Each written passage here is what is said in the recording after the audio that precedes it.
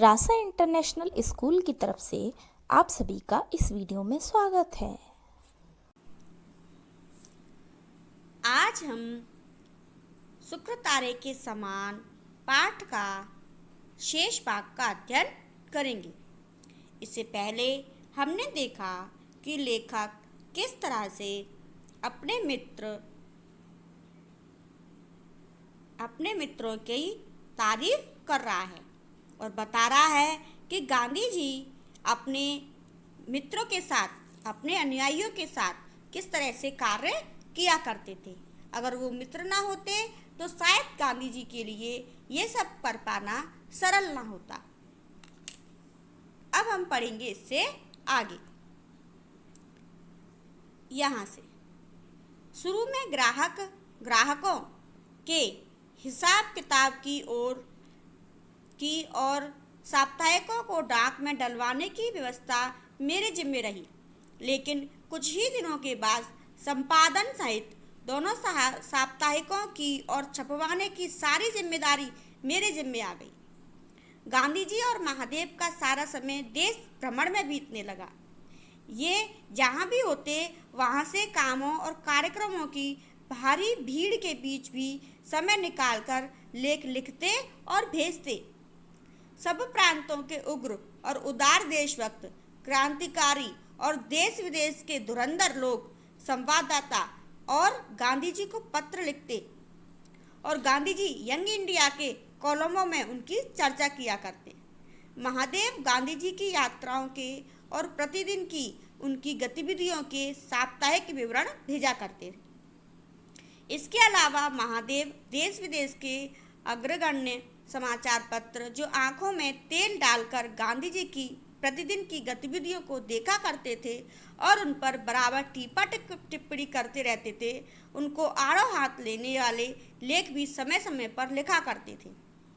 बेजोड़ कॉलम, भरपूर चौकसाई, ऊंचे से नीचे ब्रिटिश समाचार पत्रों की परंपराओं को अपनाकर चलने का गांधी जी का आग्रह और कट्टर से कट्टर विरोधियों के साथ भी पूरी सत्यनिष्ठा में से उत्पन्न होने वाली विनय विवेक युक्त विवाद करने की गांधी जी की तालीम शिक्षा, इन पर सब गुणों से तीव्र मतभेदों और विरोधी प्रचार के बीच भी देश विदेश के सारे समाचार पत्रों की दुनिया में और एंग्लो इंडियन समाचार पत्रों के बीच भी व्यक्तिगत रूप से एमडी को सबका लाडला बना दिया।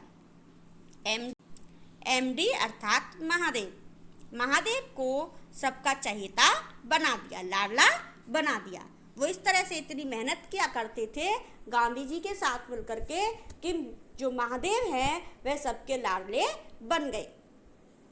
क्यों? क्योंकि गांधी जी जेल चले गए थे और उनकी गैर मौजूदगी में वो सारा काम बखूबी अच्छी तरह से संभाल रहे थे। गांधी जी के पास आने से के पहले अपने विद्यार्थी अवस्था में महादेव ने सरकार के अनुवाद विभाग में नौकरी की थी। नरहरी भाई उनके जिगरी दोस्त थे। दोनों एक साथ वकालत पढ़े थे। दोनों में अहमदाबाद में वकालत भी साथ साथ शुरू की थी।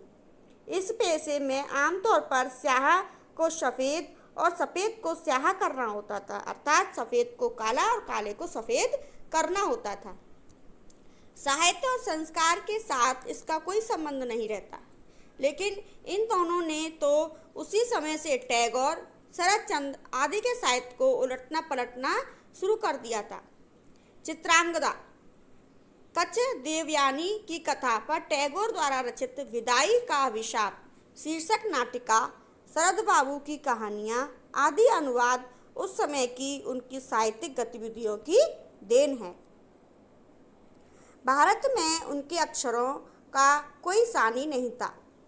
वायसराय के नाम से जाने वाले गांधी जी के पत्र हमेशा महादेव की लिखावट में जाते थे। उन पत्रों को लिखावट अर्थात राइटिंग में जाते थे। उन पत्रों को देख देख कर दिल्ली और शिमला में बैठे वायसराय लंबी सांसें लेते रहते थे, अर्थात ऐसे पत्र लिखते थे कि वह उनकी समझ में ही नहीं आते थे।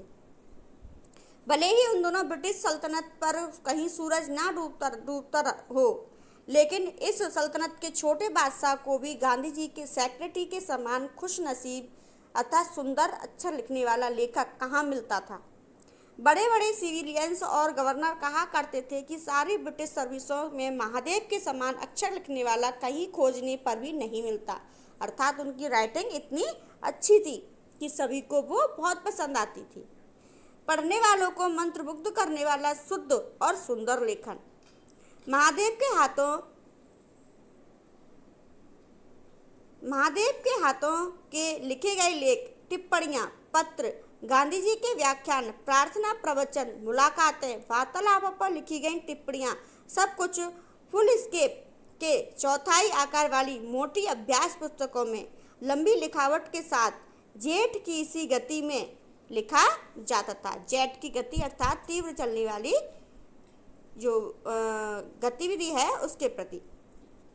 वे शॉर्ट हैंड जानते नहीं थे, अर्थात शॉर्ट लिखना नहीं जानते थे, वे छोटा लिखना नहीं जानते थे, जो भी लिखते थे विस्तार पूर्वक लिखते थे।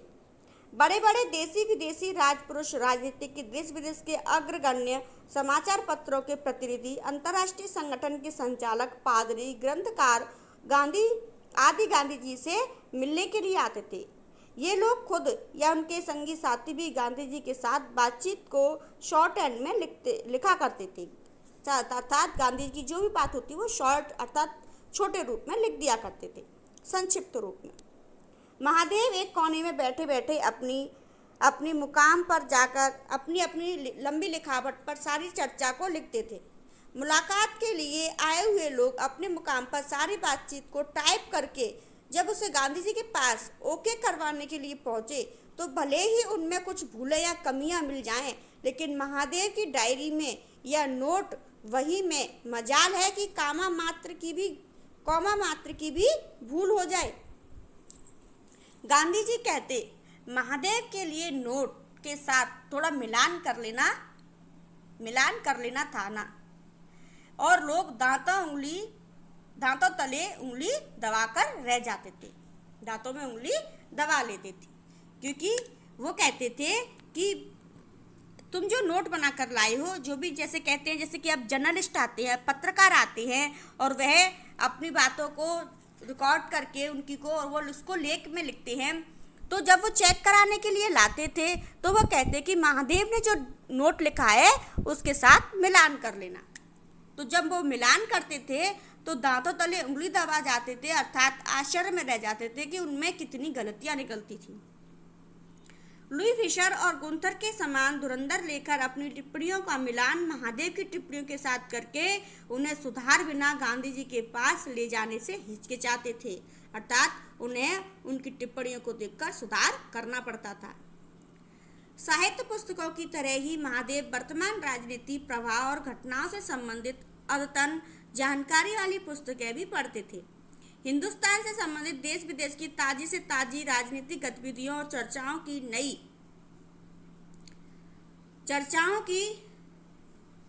नई से नई जानकारी उनके पास मिल जा सकती थी।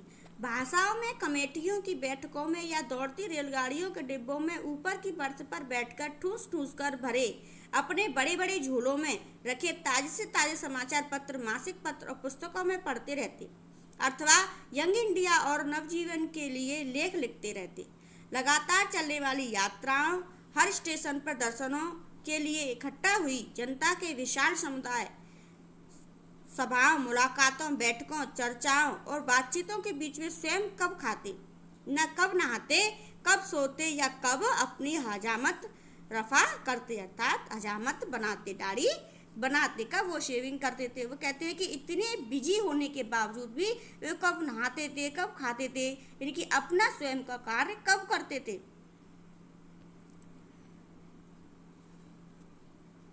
किसी को इसका कोई पता नहीं चला। वे 1 घंटे में 4 घंटों के काम निपटा देते। काम में रात और दिन के बीच कोई फर्क नहीं, शायद ही कभी रोता हो। वे सूत भी बहुत सुंदर काटते थे। अपनी इतनी सारी व्यवस्थाओं के बीच में वे काटना कभी नहीं चूकते थे, अर्थात वे कताई भी करते थे, चरखा भी चलाते थे। आज की वीडियो में इतना ही।